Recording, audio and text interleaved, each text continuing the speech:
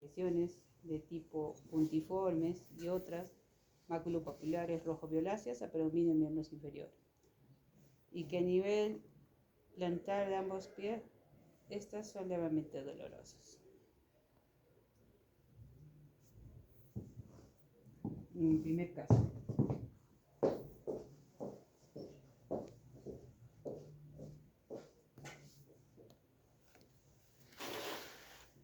Durante la evolución del paciente, al segundo día de internamiento hay 3 episodios de metamesis y 2 de melena.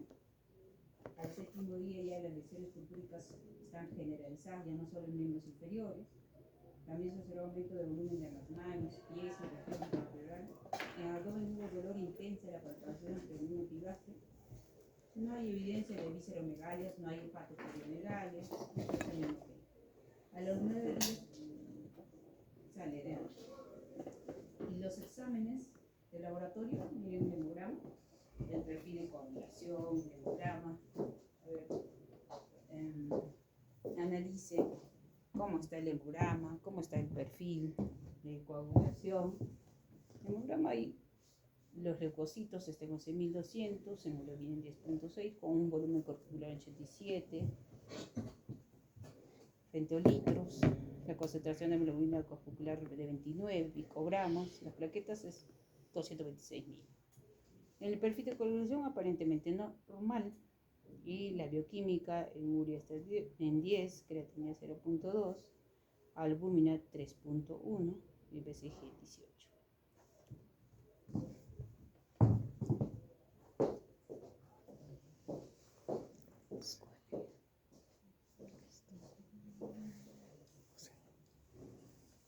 Al reconocer al paciente, vemos estas lesiones, tanto en mucosas de la boca, de la región del labio inferior, como en piel, especialmente en miembros inferiores, después se generaliza. A la ecografía abdominal hay un elemento parecido de efecto inflamatorio. A la discusión, entonces ahí vamos a discutir entonces en el grupo de 2 cuál es el diagnóstico, cuáles son los criterios que apoyan este diagnóstico, qué mecanismos patogénicos se proponen para este tipo de vasculitis, qué tratamiento instaurarías y por qué complicaciones podría presentarse y cómo debería ser manejado. En el caso 2, seguimos en caso 2.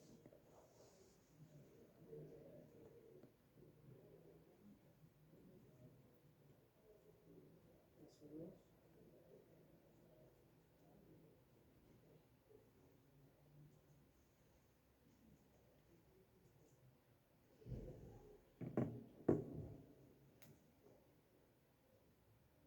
Y el caso 3.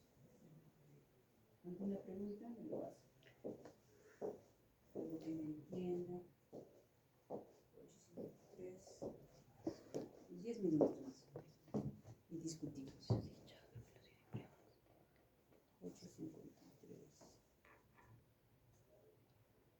Casi las 9 ya no sé.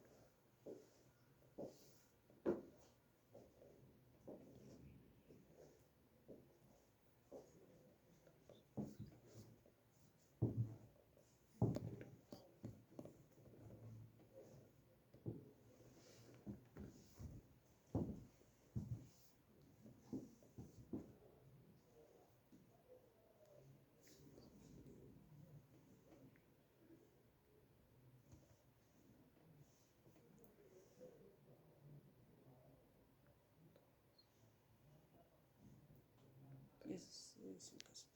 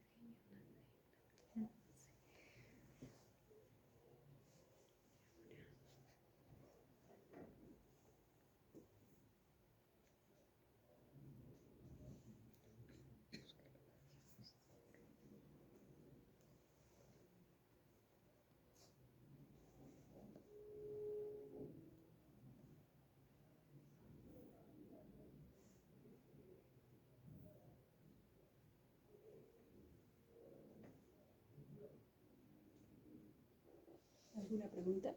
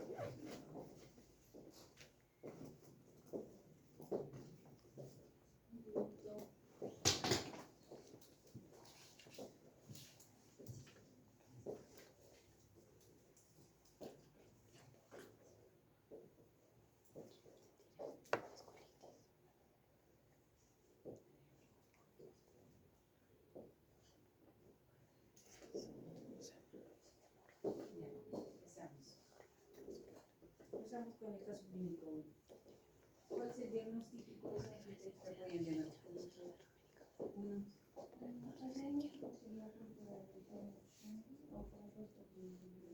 O vasculiticidad, ¿no? Muy bien. ¿Por qué? ¿Cuáles son los criterios que apoyan esto? También porque básicamente es clínico y cumple con el criterio de la persona molecular. También hay presencia de una realidad. También vemos que la situación renal y artritis o artritis. Muy bien. Entonces, el diagnóstico entonces ustedes de púrpura de Tenor-Schönlein o vasculitis y Hers se basa en la pentada clínica. Perdón, pentada clínica. Son 4 criterios clínicos. La primera es la lesiones purpúricas, que es un conjunto de petequias que se juntan para formar púrpuras. Estas púrpuras son no trombocitopénicas. Y además son púrpuras palpables. Miren, si ustedes se dan cuenta acá, aquí hay una petequia. Aquí, un puntito petequia. Las petequias son lesiones puntiformes. Si se juntan muchas petequias, formarán púrpuras. Y estas púrpuras tienen que ser palpables. Quiere decir que si yo la toco, están elevadas. Y encima son no trombocitopénicas, es decir, son púrpuras vasculares. ¿Cuánto tendría que estar las plaquetas? ¿Cómo están las plaquetas en este paciente? Normal, no pasa nada. ¿Ya? Si fuera púrpuras trombocitopénicas, ¿cuál sería el diagnóstico? Púrpura trombocitopénica inmune. Muy bien. Muy bien, ¿no?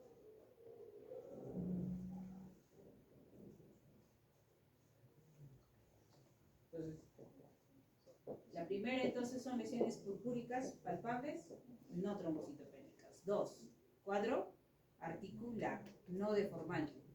Y usualmente articulaciones grandes, no pequeñas, como la artritis reumatoide, que son articulaciones pequeñitas. En este caso son articulaciones grandes, como por ejemplo rodilla, codo, cadera, por ejemplo. Y no deformantes. El otro criterio es dolor abdominal, ¿no? Hipocólico, usualmente en mucosa gastrointestinal. Por eso que se asocia a ¿qué? A melenas, hematemesis, podría asociarse. A sangrado digestivo alto o bajo. ¿Ya? Y por último, la afectación renal. ¿Cómo la afecta? Afecta en forma de insuficiencia renal tipo usualmente de forma nefrítico, usualmente, es decir, sangrado. ¿Y qué mecanismo patogénico propone esta vasculitis en este contexto? Grupo 1.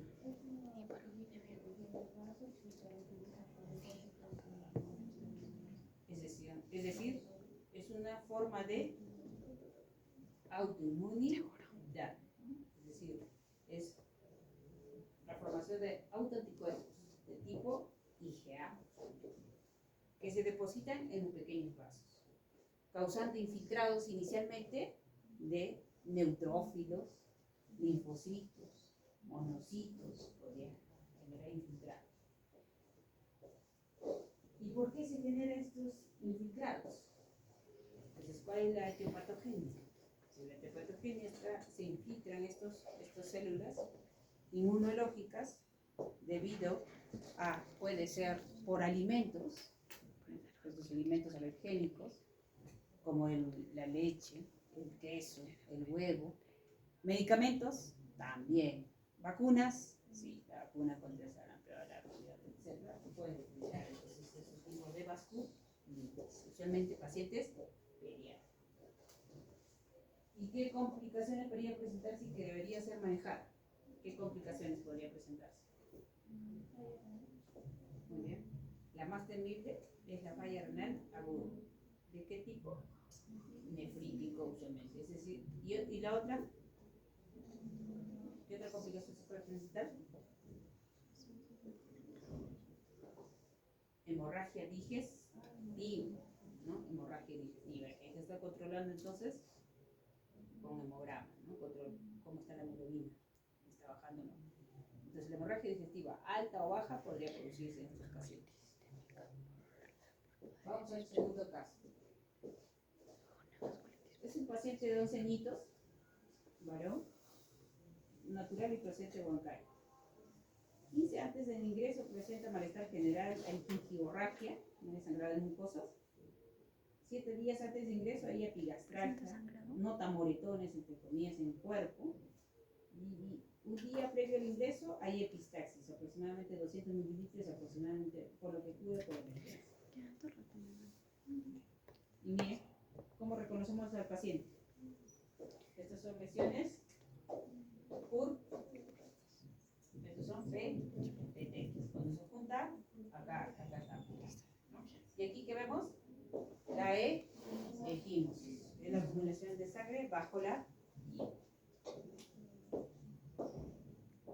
El examen físico está aparente regular, estado general, hay epistaxis activa por fosa nasal bilateral, escasa cantidad. En cuello no se apropian neuropatías usualmente en esta patología, en esta enfermedad. En el abdomen tampoco. Recuerden que las enfermedades benignas usualmente no se asocia, las enfermedades hematológicas benignas usualmente no se asocia a adenopatías y ¿por qué? Porque si hay aumento de las ganglios, si hay aumento de vaso, hígado, estamos recordando que hay una hematopoiesis extramedular. ¿Y la hematopoiesis extramedular es bueno o es malo? No, es patológico. Lo normal es que la hematopoiesis sea intramedular después del nacimiento. Entonces, cuando hay hematopoiesis extramedular, cuando hay vaso grande, ganglio grande, es porque está recordando sus antepasados. Recuerden que el antepasado sí había hematopoiesis en el vaso, en el ganglio, en el hígado, antes, en la etapa embrionaria. ¿Ahora debe haber? No. Entonces, cuando hay eso es porque hay enfermedad hematológica, usualmente maligna. Puede haber enfermedades benignas, sí, puede haber hemolíticas también. Pero en caso de esta patología, no hay neuropatías, no hay disfunción. Entonces, hay extremidades, hay equimosis, como hemos dicho, aproximadamente 1 por 2 centímetros, petequias difusas, bien, muy petequias, uniformes, lesiones uniformes en la piel, ¿no? En el hemograma, los leucocitos, aparentemente normal. La hemoglobina, ¿qué te parece? Grupo 2. Una anemia leve, ¿no? Leve para Huancayo. Si estuviera en Lima, sí, podría estar normal. Huancayo, usualmente los varones, el K14, 25. ¿Y las plaquetas? Las plaquetas están una trombocitopenia severa. Menos de 10.000 plaquetas de trombocitopenia severa. Muy bien. El volumen plaquetario normal. ¿Cuánto es el volumen plaquetario normal? Un ppm. Así como el volumen popular medio, es decir, el volumen medio de los glóbulos rojos, es de 80 a 100. En cambio, el BPM es de 7 a 10. Discretamente aumentado. Entonces, en las macroplaquetas, y los linfocitos, 51%. ¿Qué te parecen los linfocitos? ¿Qué parecen los linfocitos? También. ¿Los linfocitos? ¿En el morado? ¿Para este paciente? Claro, una linfocitosis. Lo normal de linfocitos es de 20 a 30%. ¿Cuánto es el neutrófilo? De 40 a 60%. Entonces es una linfocitosis. El perfil de la CREA, ¿qué te parece la CREA? Está normal. Perfil de coagulación, ¿qué te parece? Tiempo. ¿Cuál de? ¿Está alterado o está normal? Todo está bien, excepto por ¿Cuál? el TPA. El tiempo parcial de tromboplastina activada. Lo normal es de 30 a 41. Lo normal. Entonces el perfil de coagulación, ¿por qué lo solicitamos? Es importante, ¿ya? Para ver. Ajá, porque el sangrado puede ser por ciertas coagulopatías que sean adquiridas, hereditarias. Ya que si se presenta un hematoma, por ejemplo, el TTPA estaría prolongado, si encontramos en qué, en una hemofilia A, por ejemplo, en una hemofilia B, ¿verdad? En este caso no, está normal. Y el fibrinógeno, si estaría disminuido, lo normal es de 2 a 3. Si estaría disminuido, pensaríamos en ciertas cualidades de consumo, como por ejemplo una coagulación intravascular diseminada, ¿no? ¿En qué pensaríamos también? En las leucemias, ¿no? Las leucemias promielocíticas consumen fibrinógeno. Entonces, en este caso está normal. Aparte que te dice que el paciente está aparente regular estado general. El paciente con leucemia es un paciente tóxico, no es un paciente en mal estado general.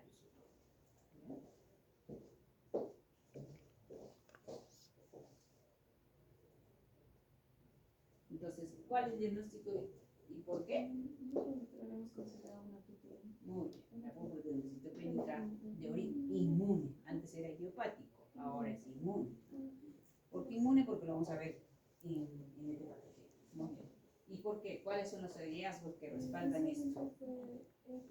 En inicios es asintomático, es inmune. Pero también podemos ver que en este caso lo que nos rescata es el tiempo, por ejemplo, de coagulación, ya son normales, ¿no? Y aparte de eso presenta lo que es la gingivorragia, presenta lo que son las exploraciones adicionales de metastasis y también lo que eran las petequias que presentaban, ¿no? Es asociado y también tiene... ¿Qué más? Otro hallazgo. Un tipo de reciente inicio desconocido. Ajá. Desconocido. Ajá, desconocido y apático. ¿Ya? Melograma, por lo que vemos la recuento de plaquetas, de la MILS. Claro. Claro.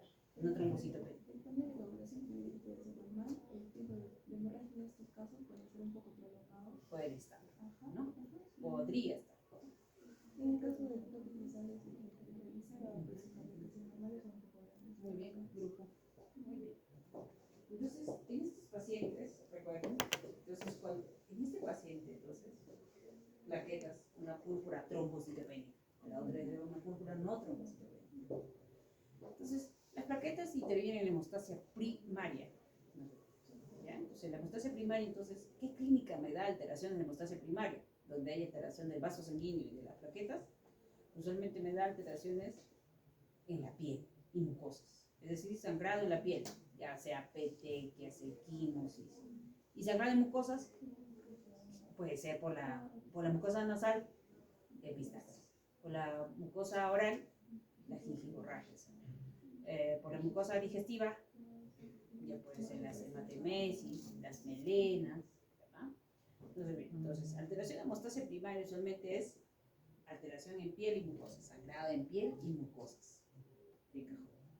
Es lo más frecuente. No es patognomónico, pero es lo más frecuente. ¿Cómo presenta este paciente? Epistaxis, lesiones en piel, sangrado en piel, petequias, equimosis. ¿Ya? Y la trombocitopenia, de hecho, es una púrpura trombocitopenia. ¿Qué mecanismo inmunológico entonces están implicados en esta patología? Ya. Es el tipo 2B y 2B. Aquí. En el PTI, sí. En la púrpura trombocitopénica. ¿Cuál es el mecanismo etiopatogénico? ¿Cuál es el origen de esta PTI? Claro.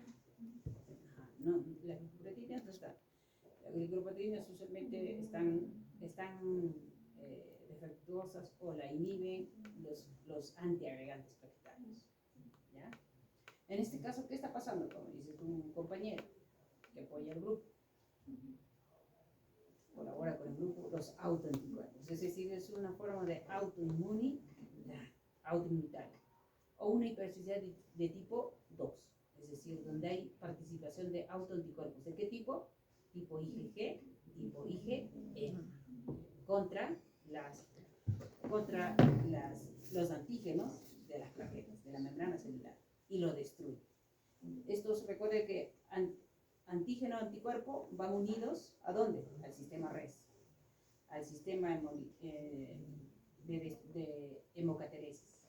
¿Quién es? El vaso o el hígado. Entonces estos puntitos van y el vaso dice, ¿qué pasa? Este no es mío. Y lo destruye.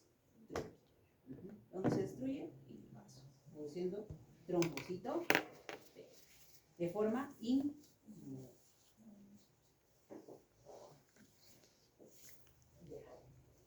¿Y qué sería la más apropiada en este caso? ¿Y por qué?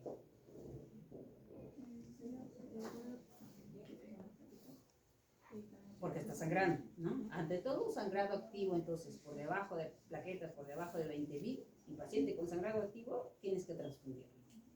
Transfundir, lo ideal, plaqueta por AFS. Y luego, antiinflamatorio, ¿no? ¿Por qué? Porque el mecanismo, ¿cuál es? Inflamatorio, inmune. ¿Cierto? Muy bien. ¿Y qué tipo de antiinflamatorio le vas a colocar? ¿Con los esteroideos o los no esteroideos? ¿Y por qué una de ellas y no la otra? ¿Cuál de ellos le vas a colocar? Los esteroideos, los AINES no. Claro, porque inhibe la activación de las plaquetas, los AINES. Entonces harías el efecto contrario, más bien mayor sangrado, más hematemesis, más sangrado gastrointestinal y posiblemente mortalidad del paciente. No, AINES no. ¿Cuál de ellos? Los esteroides. Ahora, ¿con cuál de ellos vas a empezar? Prednisona. O lo básico, ¿no? De prednisona primero. Prednisona de 1 a 2 miligramos por kilo de peso día en este paciente utilizas para poder inhibir a ese anticuerpo que está destruyendo las plaquetas. ¿Ya? Y si aún así el paciente te sigue sangrando, no responde al tratamiento, de hecho que tienes que utilizar inmunoglobulinas o ya corticoides de B, no sé, metilprednisolona 1 gramo, dexametasona 40 miligramos, endovenosos impulsos, endovenosos. ¿Ya? ¿Y qué medidas de control serían importantes en este paciente? En cuanto al seguimiento. ¿Qué más le vas a decir? Si el paciente te dice, la mamá, ¿no? El paciente es un niño. La mamá te va a decir, ¿cómo es esta enfermedad? ¿Todavía va a volver? ¿No va a volver? Si vuelve, ¿qué le voy a dar? ¿Cómo voy a actuar? ¿Qué más vamos a hacer? ¿Cuál es el pronóstico del paciente?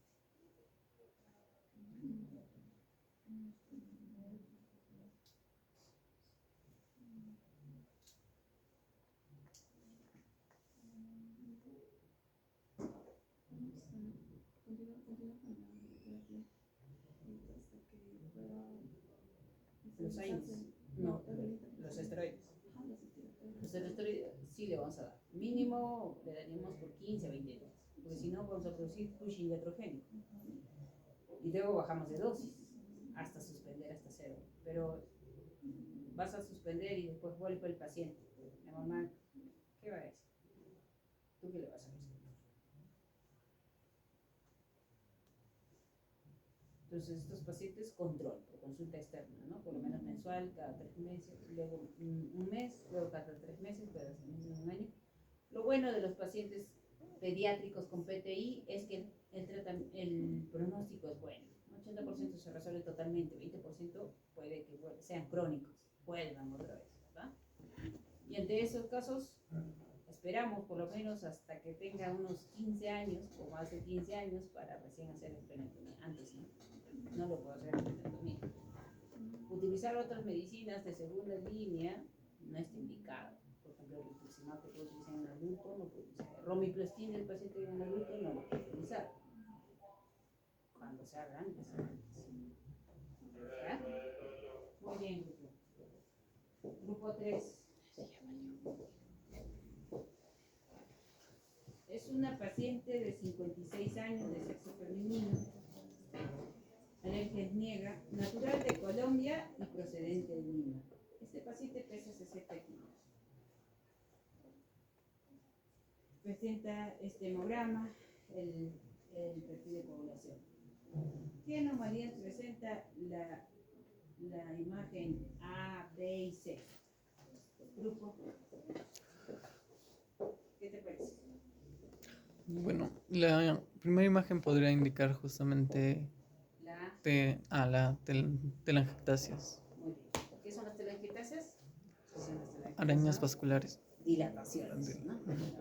Anómalas de los vasos sanguíneos, que puede ser vista así ectoscópicamente como estamos viendo acá, ¿no? En la carita, pero también podría estar, claro, por ejemplo, en el pulmón, en el cerebro, ¿no? En forma de aneurismas, dilataciones anormales, ¿sí o no? Acá lo vemos, aquí endoscópicamente, en la figura A. Y en la figura B, Despapilación de la lengua o papilas. Bueno, la papila es positiva. púrpuras. Mm, Realmente lo que veía es justamente petequias. Petequias. No, No, elevadas todas. No. Son lesiones nodulares, usualmente en las mucosas. Y también se puede presentar en la palma de manos, en los pulpejos de los deditos, en pabellones auriculares. ¿Qué son estos? Justamente esas dilataciones pequeñísimas de los vasos sanguíneos. Y en la figura C, eso ¿tu para compañero? mí Y en la figura C, ese color. ¿qué es? Bueno, muestra un cambio de aspecto que puede estar Creo que- relacionado con fragilidad y las líneas, Ajá, lo que podría ser un signo de desnutrición, ajá. como vasculitis o anemia. ¿En qué caso? Anemias, usualmente. Las ecopaquias. En paciente con anemia ferropénica. ¿Este paciente tendría que presentar anemia ferropénica? No necesariamente. No, porque como son acropecas también podría ser enfermedad pulmonar o También. digestiva. En el caso de este paciente, ¿podría presentarse por ferropenia o no? Tal vez por un consumo de la ferritina, por el sangrado. Porque ¿cuál es la clínica? Claro, el sangrado. Anemia ferropénica. Ajá. Entonces, el caso clínico, entonces, presentado. Ya, espérenme. La interpretación del examen laboratorio. Bueno, ¿Qué otros exámenes de laboratorio solicitaría? morfología, ¿Cuál es TTPA. la interpretación? Del Muestra hemograma. una anemia leve. Bueno, tiene una anemia leve, microcítica, hipocrómica, con... No, todo lo demás está normal, excepto el tiempo de tromoplastina activado, que está elevado. No tiene una hipoalbuminemia. Algunos normales hasta Ah, ya 41, si no. Segundo, Hipoalbuminemia. ya. No hay albúmina, tiempo de sangre. Ay, no, Entonces- estoy viendo de acá.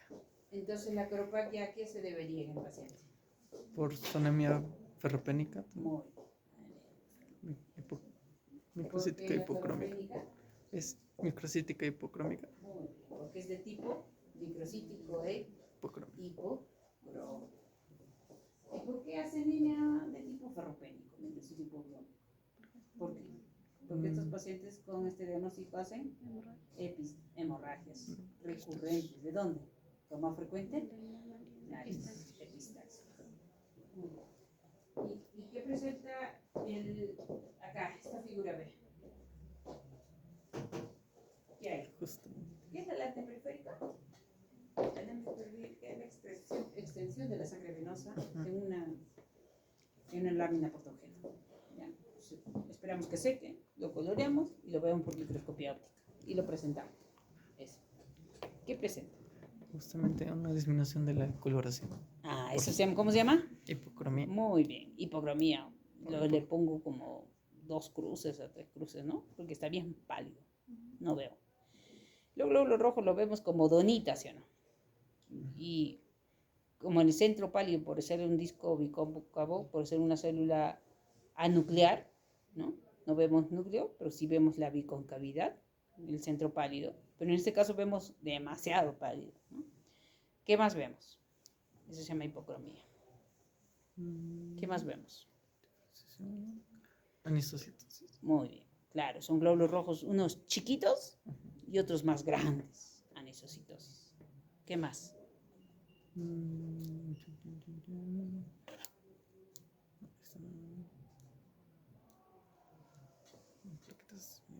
No, poiquilocitosis. Poiquilocitosis también, ¿no? Es decir, glóbulos rojos de diferente forma, ¿no? Hay unos glóbulos rojos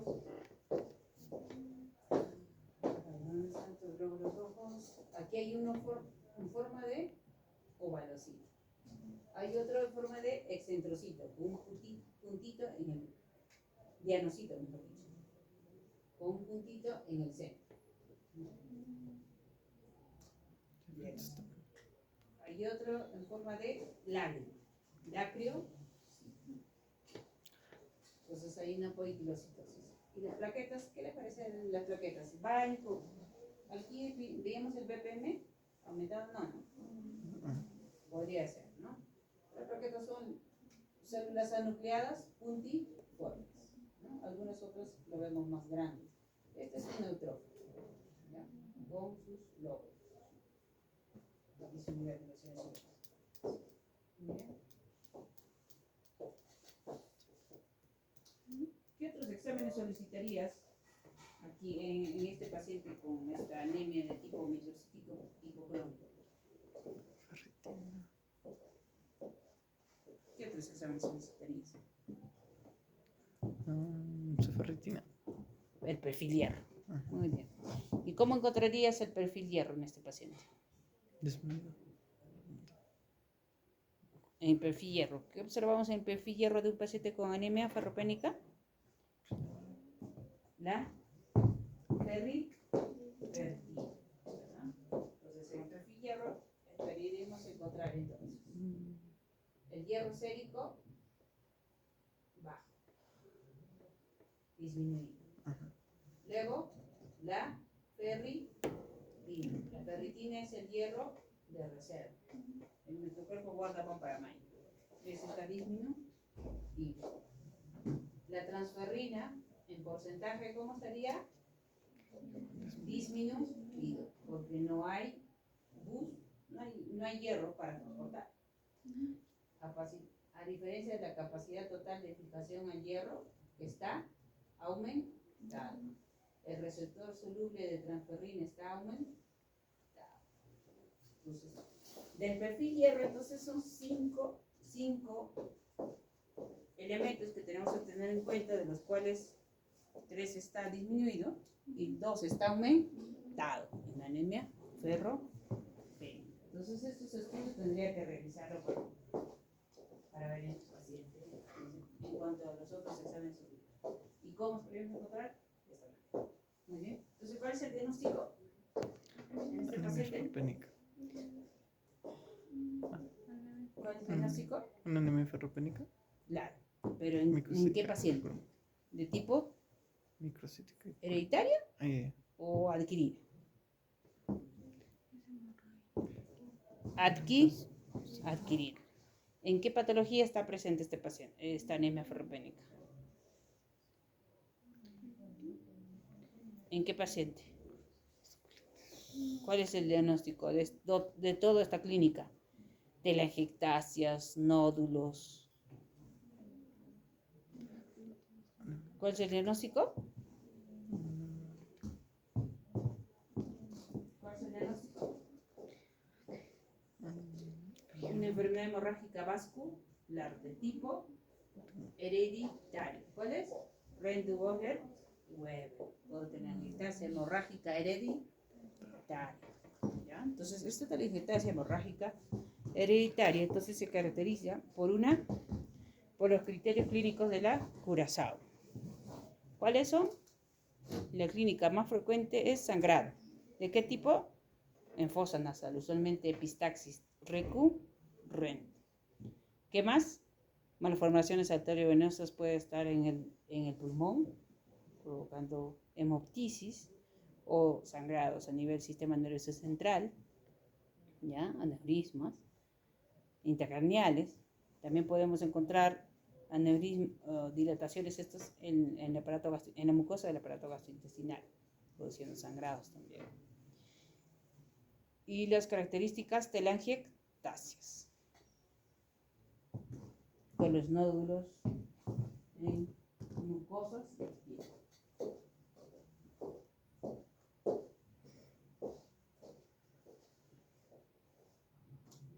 ¿Y cuál es la etiología de los problemas presentados en el paciente? La etiología. ¿Cuál es la etiología del Rendu-Weber? ¿Por qué se da esta enfermedad? Ya hemos visto que en la vasculitis IgA es de mecanismo autoinmune. Aquí, en la telangiectasia hemorrágica, mejor dicho, en la RENDU, ¿qué hay? ¿Cómo es hereditario? Mutación de genes, ¿no? Es decir, en el gen que se encarga de la proliferación de la angiogénesis, es decir, del gen de la endocrina.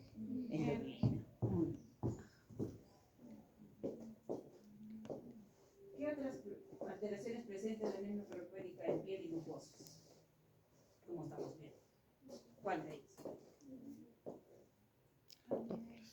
De la anemia ferropénica. Aparte de la que hemos visto, ¿no? Hemos visto palidez mucocutánea, las acropaquias, hemos visto. ¿Qué más? ¿Qué otras alteraciones presentaría el paciente con anemia ferropénica de tipo crónico en piel y mucosas? O en mucosas.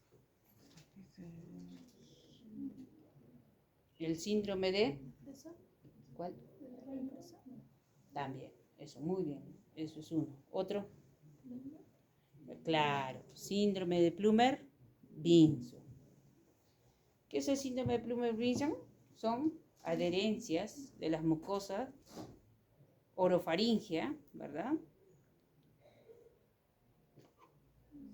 Con disfagia. Recuerden, el paciente tiene alteración para tragar, ¿no? El paciente tiene entonces alteración para poder pasar alimentos, a veces hasta líquidos, imagínense, ¿no? Eso se presenta usualmente en pacientes con anemia de tipo crónico. ¿Este paciente hace anemia crónica? Claro que es anemia crónica, porque sangra desde que tiene uso de edad, uso de razón, desde los primeros años de vida hasta ahorita, imagínense. ¿Por qué? Porque estas lesiones de tipo telangiectasia aumentan en cantidad, aumentan en número, produciendo sangrado. Si hay sangrado, ¿qué va a producir? Anemia de tipo ferropénico, crónico. ¿Y qué tratamiento instaurarías para cada problema? ¿Qué tratamiento le vamos a dar? Para el problema de la anemia, para el problema de la epistaxis, ¿qué vamos a hacer? Para la anemia. ¿Tiene anemia leve? ¿Qué le darías? Claro. El hierro, el mejor hierro es el hierro, el mejor absolute es el hierro hemínico. El hierro con valencia más 2. Es decir, aquel sal ferrosa, ¿no? En forma de sulfato ferroso, ¿no? No le damos sulfato férrico porque en el férrico recuerden que tiene mala absorción, ¿ya? Entonces, el sulfato ferroso, como es anemia leve, podemos dar por lo más fisiológico posible, vía oral. Como comemos por la boca, vía oral. Entonces, el sulfato ferroso viene en presentación de tabletas, comprimidos de 300 miligramos vía oral día. Muy aparte de las recomendaciones que tiene que consumir alimentos ricos en hierro y vitamina C. Muy bien. ¿Por qué? Porque la vitamina C aumenta la absorción del hierro, especialmente el no hemínico. En cambio, el hemínico sí se absorbe mejor en ausencia de vitamina C. Entonces, vitamina C siempre que consumamos mayormente alimentos de origen no hemínico. ¿Como cuáles? Los alimentos de origen vegetal, ¿no? Por ejemplo, nuestras lentejitas, por ejemplo, podemos maca, rico en hierro, no se olviden, la quinoa, rico en hierro, cañigua, kiwicha, rico en hierro. Y de hecho, que los alimentos de origen hemínico es mucho mejor, ¿no? Mejor absorción. Como por ejemplo el cuy, el hígado, el vaso, sangrecita, trucha, bonito, jurel. Todo eso tenemos que consumir para no jalarnos, si no, no jalamos. Muy bien. ¿Y si el paciente tiene intolerancia gástrica? ¿Y si tiene gastritis? O el hierro me cae mal, el hierro vía oral, endovenoso. ¿Cuál es la fórmula para poder darle la vía endovenosa? ¿Cuál?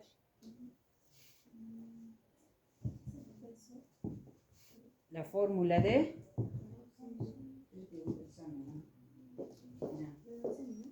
Ajá, la fórmula de... Entonces, hay que ver su peso. ¿Y cuánto de hierro le vamos a dar, no? A ver, su peso. ¿Cuál es la fórmula de Manzoni? Entonces, la fórmula de Manzoni, ¿para qué me sirve? Me sirve para saber cuántas ampollas de hierro le voy a dar. Usualmente, ¿en qué presentación encontramos el hierro en ampollas? En forma de hierro sacarás. O sacarás. ¿Cuántas ampollas le voy a dar? Para eso me sirve la fórmula de Manzoni. ¿A qué es igual? Es igual al peso por hemoglobina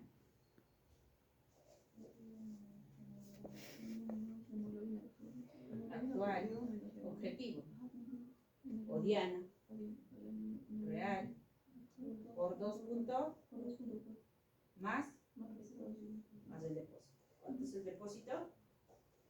Usualmente 500. Ya, para este paciente. ¿Cuánto es el peso? 60. En kilogramos. Hemoglobina objetivo. ¿Cuánto quiero tener de hemoglobina objetivo? Este paciente tiene 10, me parece. ¿No? Ya, 14. Necesito una hemoglobina de 14. Ya. Porque tal vez lo voy a mandar a otorrino para que le haga su cauterización. O alguna cirugía. ¿Y hemoglobina real cuánto tenía? 10. ¿Cuánto? 10. 10 por 2.4 más 500. ¿Cuánto es? ¿A cuánto? ¿Cuánto sale?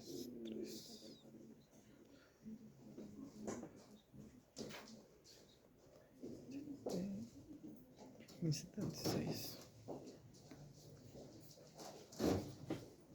¿Cuánto sale? 13. 1076 miligramos entonces necesita de hierro, ¿verdad? Miligramos de hierro. Entonces, una ampollita de hierro sacarato, ¿cuánto me da? 100 miligramos. ¿Cuántas ampollas necesito para este paciente? Para el paciente.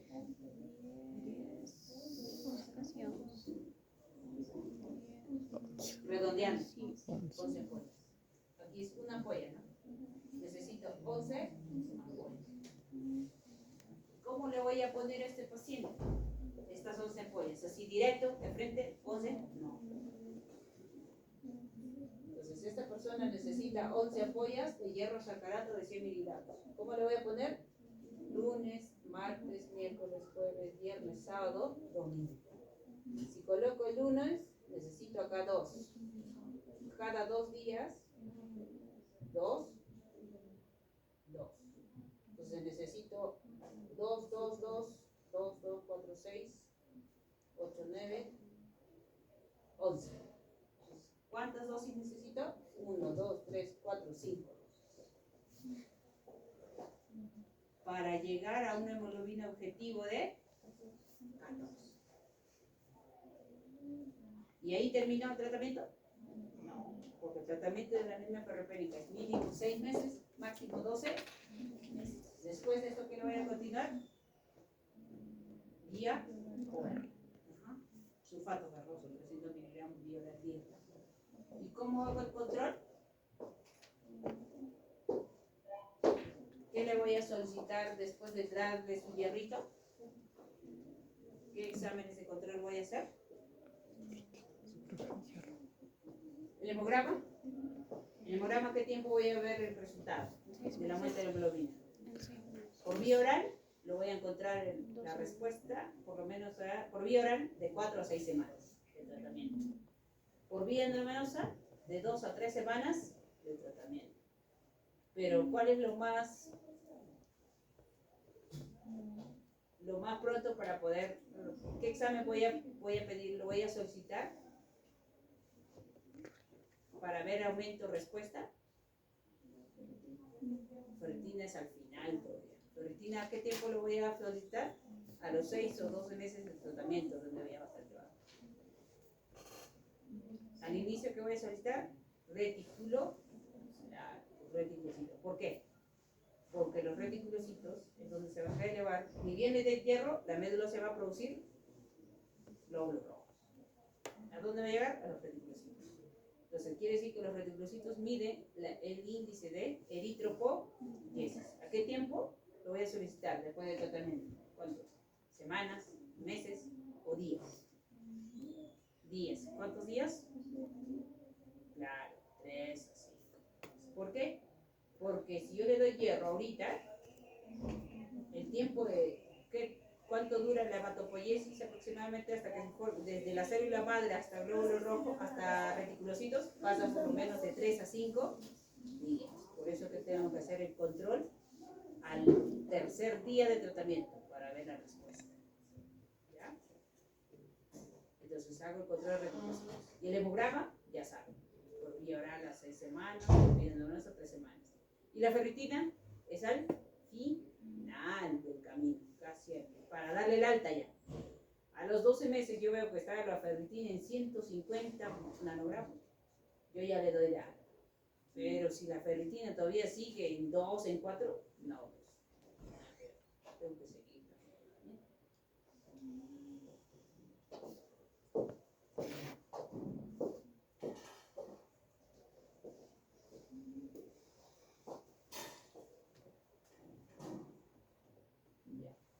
Entonces, ¿qué medidas de control serán importantes en este paciente? Entonces, hacer el seguimiento, ¿no? Los reticulocitos primero, hacer el hemograma. ¿Y qué tratamiento consideres apropiado? Ya sabemos, señor.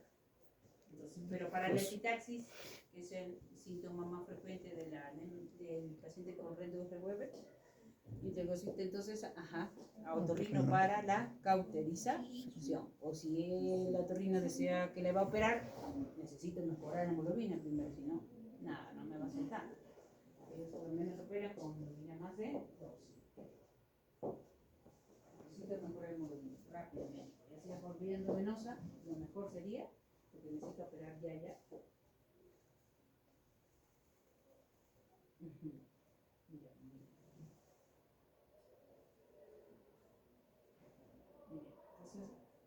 La retroalimentación del quiz. Muy bien, felicitaciones. Megali, Paola, Alexandra.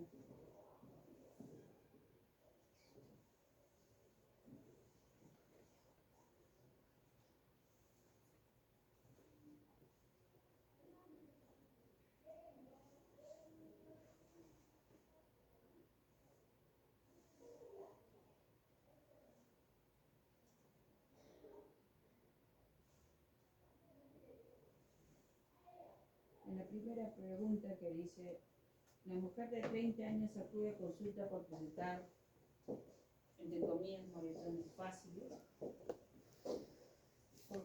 ¿Un papel higiénico tiene, por favor?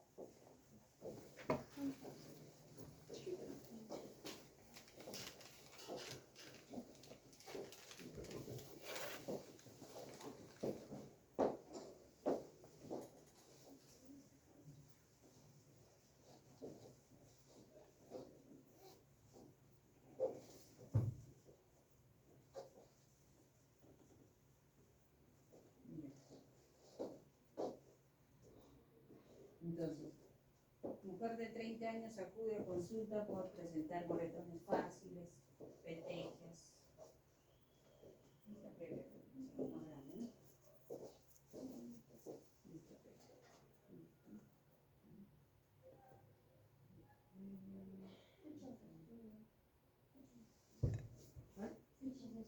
¿Dónde? Acá.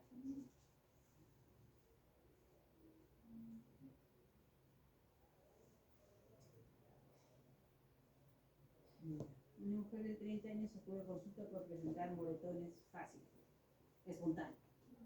petequias en las extremidades y hemorragias nasales frecuentes. En el análisis de sangre se observa una trombocitopenia significativa. Trombocitopenia severa, menos de 50.000.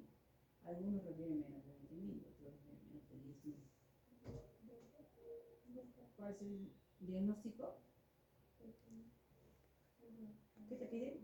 No me puso. ¿Qué dice? Ah, voltea.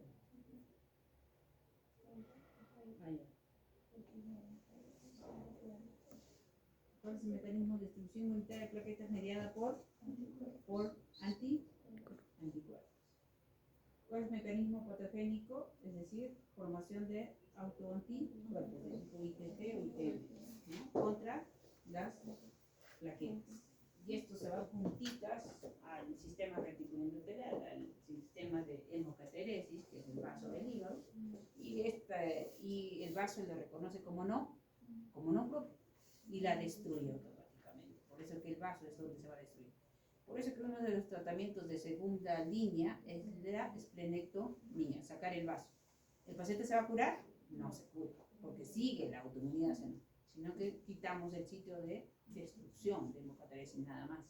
Y las plaquetas están en sangre, por lo menos en niveles óptimos, más de 100.000.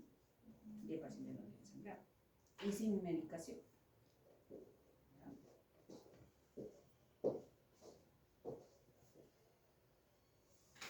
Otro. ¿Cuál? ¿Viste? Paciente mujer de 21 años acude por moretones espontáneos a los 3 días. En realizar el hemograma se encuentra trombocitopenia aislada severa. ¿Qué estudio adicional sería útil para concluir el diagnóstico?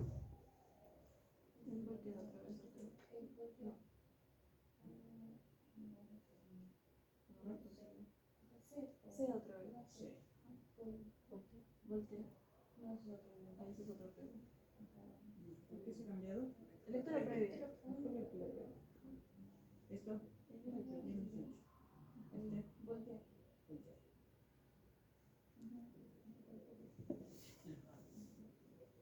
¿Por qué anticuerpos antiplaquetarios? Son este examen de anticuerpos antiplaquetarios tiene un rendimiento bajo, ¿no? Casi el 100%, o sea, un 20%. Pero cuando lo encontramos, nos dice un diagnóstico certero. Pero si no lo encontramos, no nos incluye tampoco. ¿Ayuda? Sí ayuda, es útil. Su negatividad no me incluye el diagnóstico. El diagnóstico en sí me da la clínica. ¿Verdad? La clínica, el laboratorio, lo podemos. ¿Y el diagnóstico cómo se hace? El diagnóstico de exclusión. Tengo que excluir todas las demás cosas, ¿verdad? Trombocitopenia puedo ver en muchos lugares, ¿no? En coagulación intravascular diseminada, plaquetas bajas, ¿no? De causa infecciosa. Lupus, claro, ni qué decir. Lupus, trombocitopenia. VIH, ni qué decir. Ajá. Medicamentos antibióticos, como por ejemplo vancomicina, plaquetopenia, ¿no? Otros medicamentos como el metotrexato, trombocitopenia, por ejemplo, ¿no? Tengo que incluir causa medicamentos. ¿Qué más tengo que descartar? Vacunas, estás bien, ¿no? Tengo que descartar también otras patologías hematológicas malignas, leucemia, por ejemplo. ¿Ya? Entonces el diagnóstico de flu. Luego, siguiente. Mujer de 35 años acude a consulta debido a episodios recurrentes de epistaxis. Las lesiones cutáneas de color rojo en la cara, rojo violáceo, y sangrado gastrointestinal ocasional. Su historia familiar revela que su padre y hermano también tienen antecedentes sangrados similares.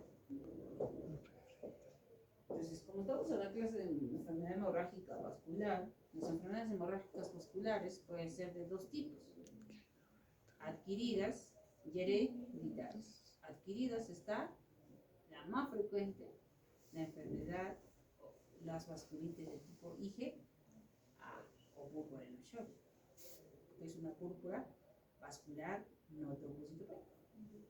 En cambio, en las hereditarias están la hemorrágica, la enfermedad de Renaud, la hemorrágica hereditaria.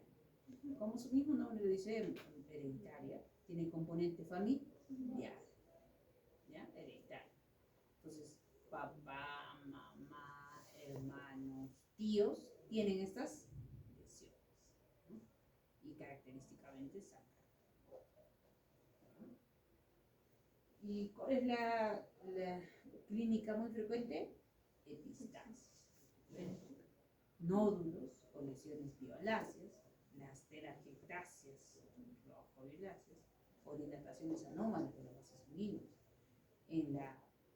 Cuando observamos al paciente, en cara, usualmente, pabellón de la oreja, por ejemplo, ¿no?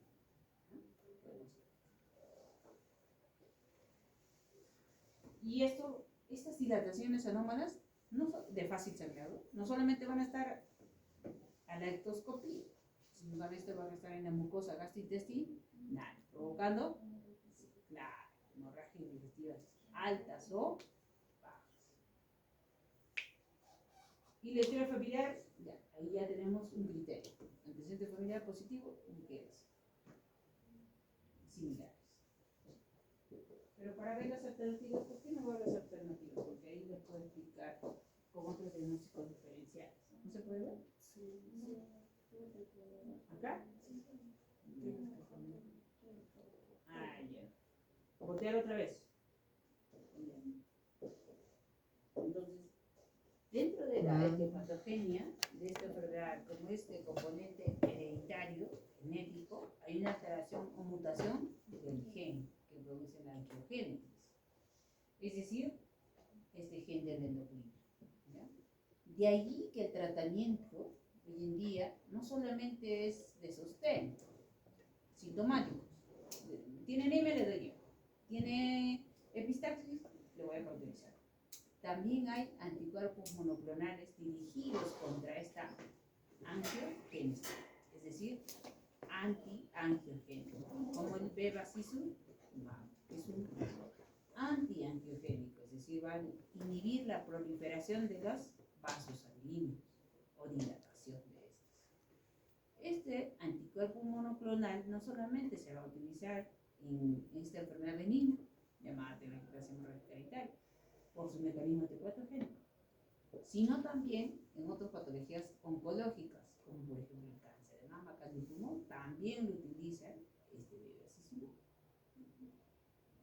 por su capacidad de inhibir la angio. Entonces, el origen patogénico me ayuda bastante a entender el tratamiento. ¿Voltear? Las alternativas.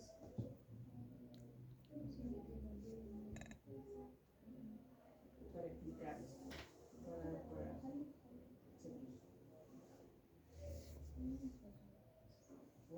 Acá no. Entonces aquí está acá. Entonces aquí, ¿por qué no se puede hacer biopsia de piel? ¿Por qué la respuesta más frecuente acá es el estudio genético? Sería dentro de los estudios que se debería hacer al paciente para poder estudiar el antecedente familiar positivo, que pesa bastante. Aunque en ciertos casos también hacemos biopsia de piel, se hace biopsia de piel. ¿Ya? Si no estudiara, por ejemplo, acá estudio genético de mutación, que es el estudio que se debería realizar si o sí en ese paciente con componente hereditario, sería biopsia de piel. Se hace. ¿Y qué vamos a encontrar ahí? Vamos a encontrar dilataciones anómalas de los vasos sanguíneos. ¿Ya? Perfil de coagulación también se podría solicitar, solo que no es el más frecuente que se utiliza. El perfil de coagulación que vamos a encontrar, usualmente como es alteración de hemostasia primaria, podemos encontrar en tiempo sangría prolongado, alteración de hemostasia primaria. ¿Ya? Pero lo frecuente en estas patologías es que este tiempo sangría puede salir normal o prolongado. No me sirve. ¿La ecografía abdominal para qué me serviría? Podría haber alguna malformación, difícil, ¿no? Tendría que ver con una tomografía, con la angiotomografía, una angioresonancia.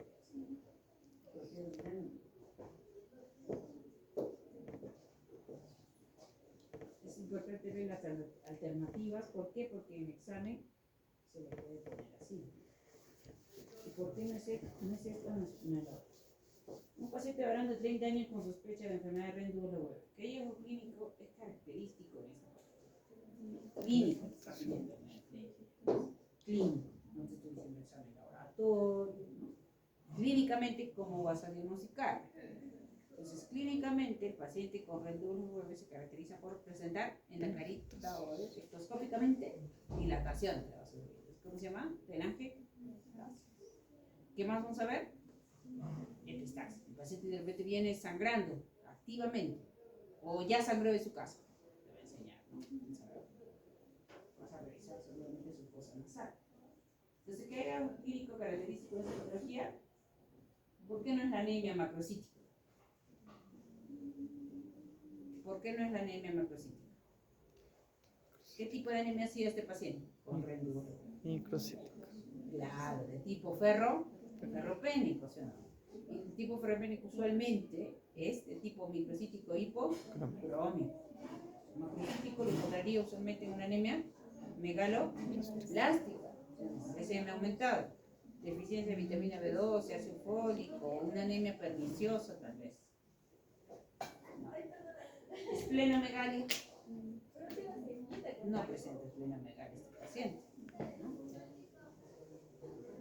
Hiperplasia linfoide, tampoco. Entraría usualmente en enfermedades hepatológicas malignas. En cambio, la telangiectasia mucosa y piel es la característica clínica, por eso que el diagnóstico usualmente se hace clínico. Muy pocas veces la área es un estudio genético, ¿ya? Biopsia de piel, muy pocas veces. Usualmente es clínico. ¿Por qué? Porque el estudio genético es carísimo. ¿Cuánto cuesta un PCR de ADN? Extender un ADN mediante reacción en cadena polimerasa cuesta cerca de 3.000 soles. ¿Qué más? A un adulto de 4 años se presenta con hematuria, ¿ya? Hematuria, proteinuria y edema. Tras realizar una biopsia renal, ¿qué hallazgos histológicos? ¿En qué diagnóstico estamos? ¿En qué paciente estamos? Es erosión. Entonces estamos en un paciente con vasculitis IgA. ¿Cuál es el cuadro clínico de un paciente con vasculitis IgA? La tetrada clínica, ¿no? La púrpura, la artritis, la afectación renal y gastrointestinal. Hematuria, sí, pues usualmente ellos hacen cuando es síndrome nefrítico. Proteinuria también podrían hacer, pero usualmente no llegan a rango nefrótico, es decir, más de 4 gramos de proteínas al día en orina de 24 horas. Edema mielocircular, sí, podrían hacer por la falla renal. Tras realizar una biopsia renal, ¿qué hallazgos histológicos podría encontrar? ¿Por qué no es nódulos y quimios?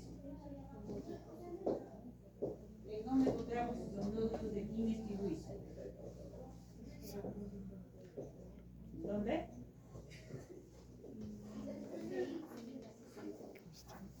Los nódulos de Kimmel-Tinwison lo encontramos usualmente en las nefropatías diabéticas, es casi patognomónico, ¿verdad? Es decir, se llama, ¿y las glomerulosclerosis nodular?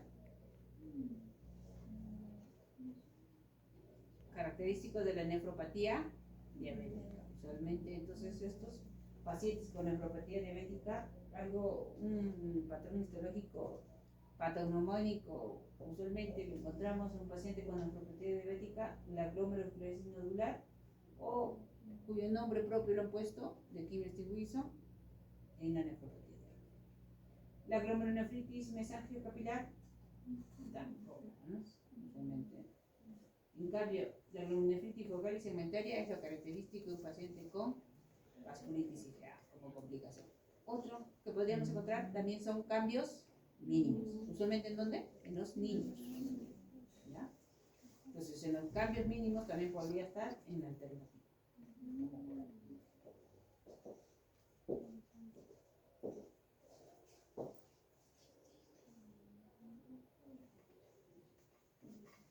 Niño de 7 años. Es un niño de 7 años llevado a consulta por presentar erupción purpúrica en extremi inferiores. Es lo más frecuente. Las lesiones purpúricas palpables, no trombocitopénicos, usualmente se presentan en miembros inferiores. ¿Por qué? Porque son puntos de declive. Cuando son nuestros puntos de declive, usualmente ahí lo vamos a encontrar. ¿Ya? Además, dolor abdominal, dolor articular, en rodillas, en grandes articulaciones. Los padres mencionan que ha tenido episodios de sangre en las heces. Ajá, en los últimos días. El examen físico revela peteques y hematomas en las piernas. ¿Qué complicación más temible debe ser monitorizada en este paciente? La insuficiencia renal de tipo A, agudo. ¿Ya? Falla renal aguda. ¿Y cómo lo tratamos? ¿Cómo lo manejamos? ¿Ya? Uno es hemodiálisis. Medicamento. Otro. Aparte del medicamento que le estamos dando, ¿qué medicamento le estamos dando? ¿En esto? ¿Cuál es el diagnóstico? Vasculitis IgA. ¿Qué tratamiento le vamos a dar? Corticoides. Pero si hay falla renal, además, ¿qué le vamos a agregar?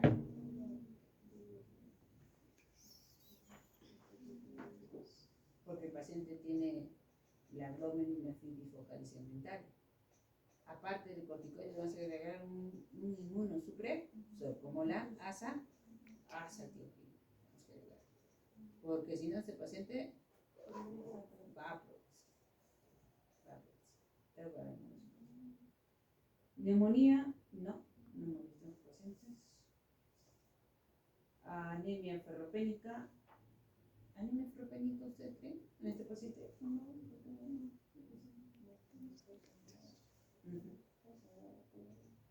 Podría, ¿no? Podría haber sido. Pero usualmente eso lo presentan en pacientes con anemia crónica. ¿Sí? En este paciente sí ha perdido sangre, podría ser, pero no es la complicación más temible y fatal. ¿No?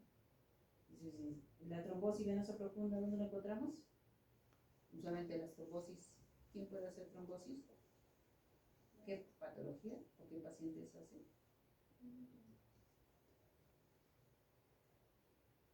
Hematológicos, claro.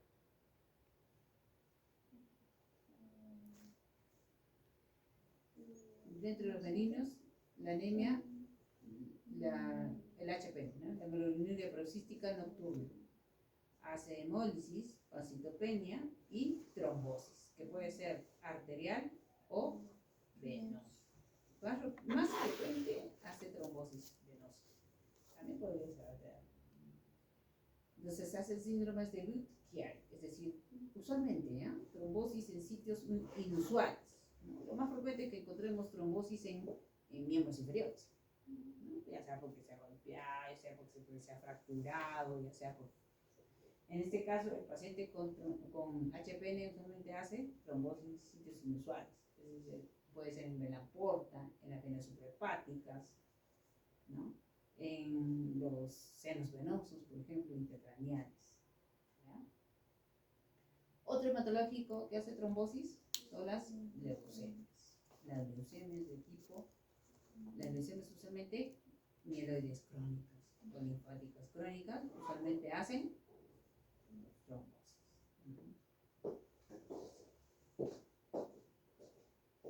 Entonces, cada alternativa tenemos que analizar. Acá no salía la alternativa. En esta primera pregunta,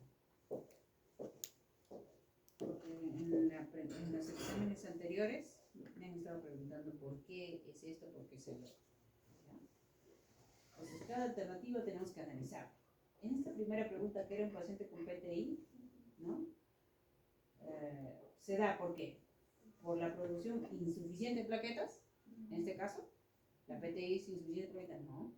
La medulosis está funcionando bien, hay una adecuada trombopoiesis, hay una adecuada megacariopoiesis, sino que hay producción de plaquetas y en la sangre periférica hay autodestrucción. Entonces no sería la respuesta. Infección viral que causa disfunción de la medulosis. Nada que ver con tema central. Nada que ver. Todo es periférico. Aumento de producción de trombopoyetina.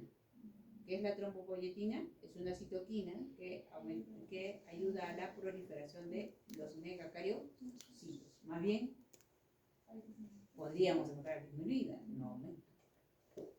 Entonces, en la pregunta 2, ¿qué diagnóstico era este? Ajá, una pregunta. ¿Qué estudio adicional sería adecuado útil para concluir el diagnóstico? Ajá. ¿Por qué no lámina periférica para buscar esquistocitos? ¿Por qué no? ¿Por qué no sería la respuesta? ¿Para qué es? ¿En dónde veo esquistocitos? ¿Qué son esquistocitos? Son glóbulos rojos rotos. Son partecitas de glóbulos rojos que se han destruido. ¿Y dónde lo encontramos usualmente? En la anemia hemolítica, pero de tipo mecánico. Es decir, ¿en dónde? Por ejemplo, en la púrpura trombocitopénica trombótica, donde hay coágulos o tromos en un vaso sanguíneo y el glóbulo rojo al pasar por ahí se rompe fácilmente. ¿Sí? En la PTT, cuya característica es hemólisis de tipo mecánico, trombocitopenia, ¿verdad? Por la disfunción del ADAM3. Entonces no sería la respuesta. Esquistocitos no tienen nada que ver.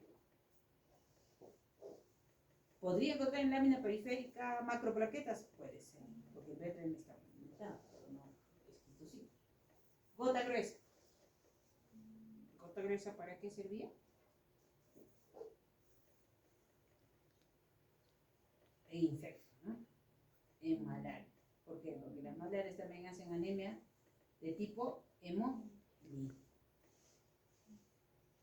Prueba de Kunz directa. ¿Por qué pediría prueba de Kunz directa? En un paciente con síndrome de Evans, donde hay anemia hemolítica, además trombocitopenia inmune. Entonces, pediría un síndrome de Evans. Pero aquí no me dicen síndrome de Evans, ¿no? Es un paciente completo y solo trombocitopenia aislada. ¿Qué significa trombocitopenia aislada? Significa que en el hemograma solo encuentro un solo elemento bajo, o sea, las plaquetas que están bajas. Si diría bicitopenia sería 2. Si diría pacitopenia, 3. Muy bien.